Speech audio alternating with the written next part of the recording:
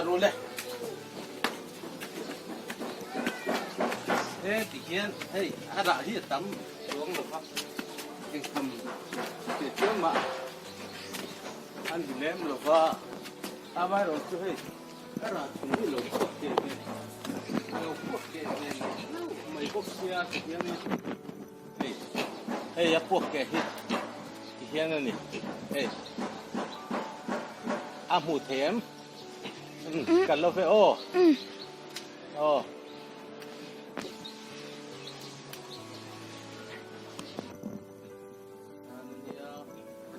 cái hành tỷ lệ mà ăn lát chế lâu vẫn thì hiện lọt tảng ngay ta xia cần lâu thì hết nó mà hiện rồi cân lại rồi nhé thế ta hiện nên hey ta hiểu mà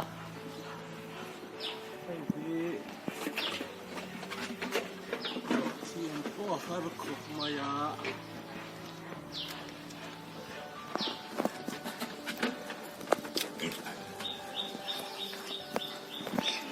hay bộ hay lẩu buộc kệ về lẽ buộc kệ mà rồi lúc tụi co chú làm buồn sao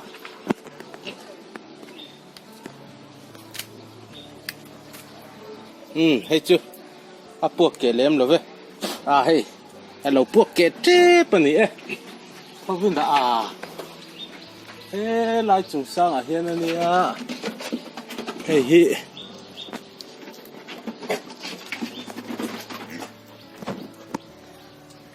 thật trọc trọc cả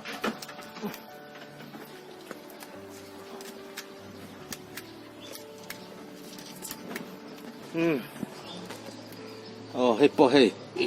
lẩu buộc kệมันเจ็บปะนี่เฮียที่ข้านี่ปังอาปลีอันนี้ละมาเฮียนละเฮียนอมบกะบกินจุงเฮียนอันนี้บุญรักที่ขอบมาบกินจุงฮีโซละมาจังซอน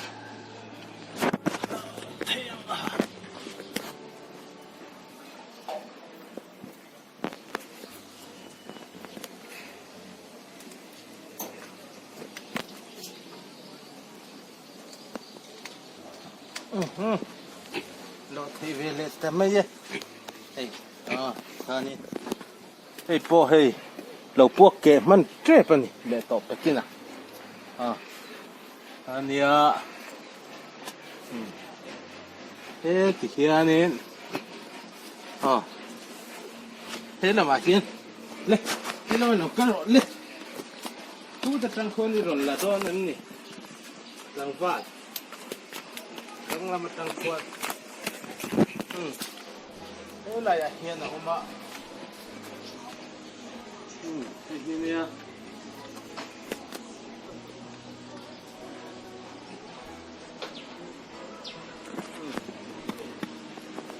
เริ่มโหล่ตัวอะไรเห็นน่ะขอบป้า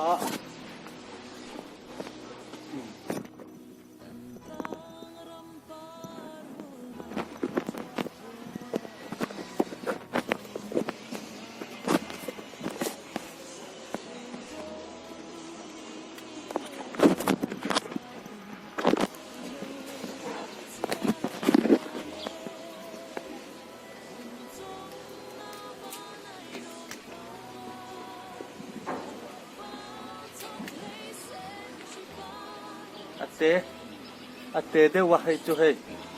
นี่เราเห็นปกติแล้วออกมา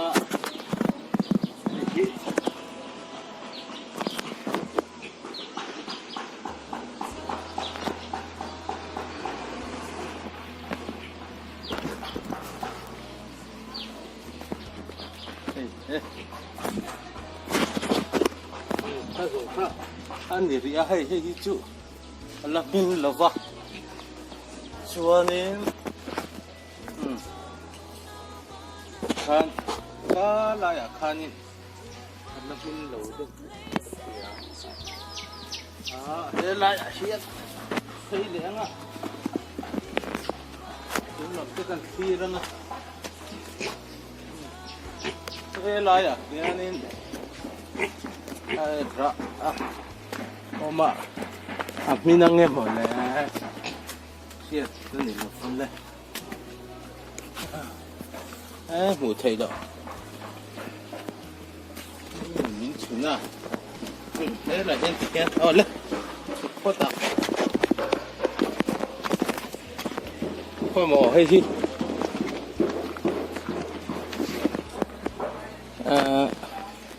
nó hạc được không lên to căng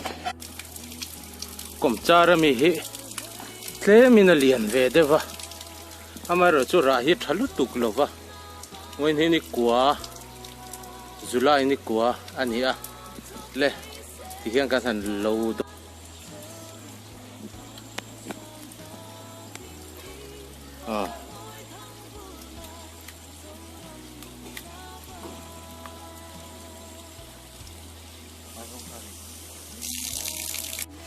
ale hi amin mel hi chu lamoi lutuk lova ama ero chu min to tho lo don ani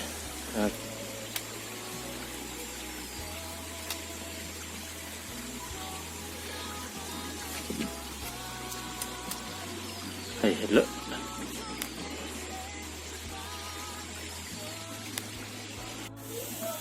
ale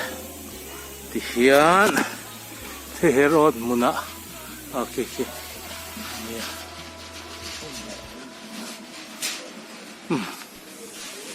so lai som pakata oma so lai mi so avalla deva nalu tuka hian mu tak tak le thei lova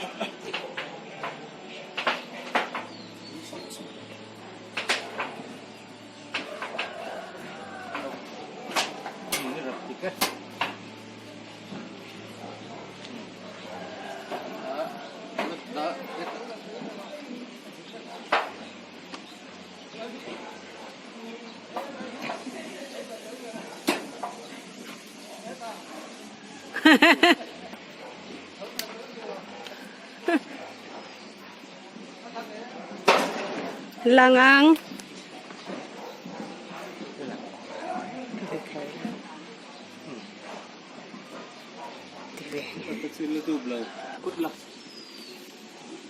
Có lúc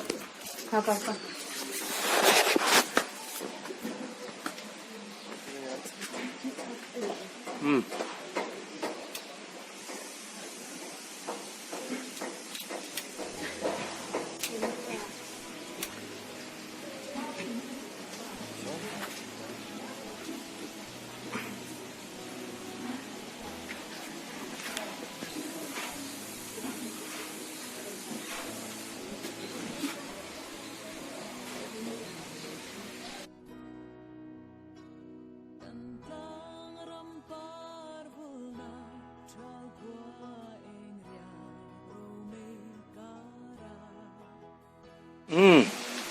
chẳng phải mà bây hiện hay dragon fruit đang lâu đó này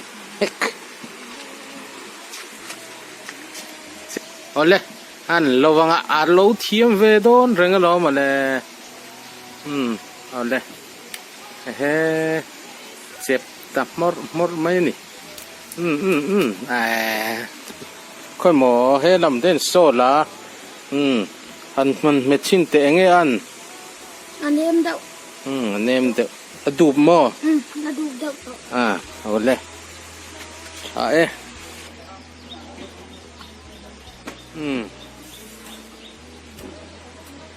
thế là hiện ra hít chú ống nghề mà ya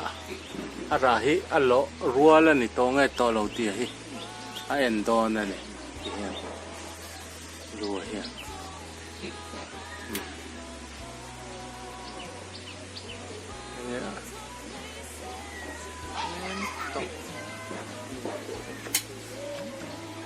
anh em to mà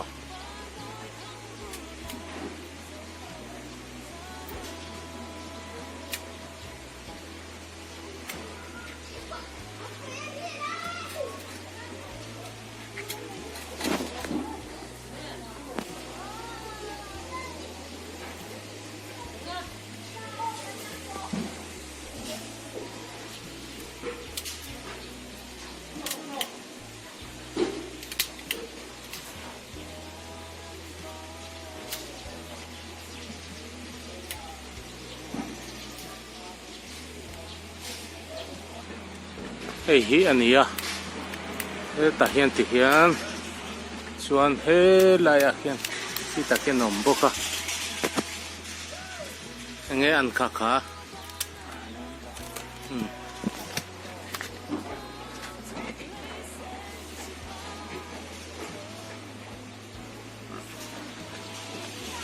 he lại hiền khi ta hiền nào mà he ta hiền này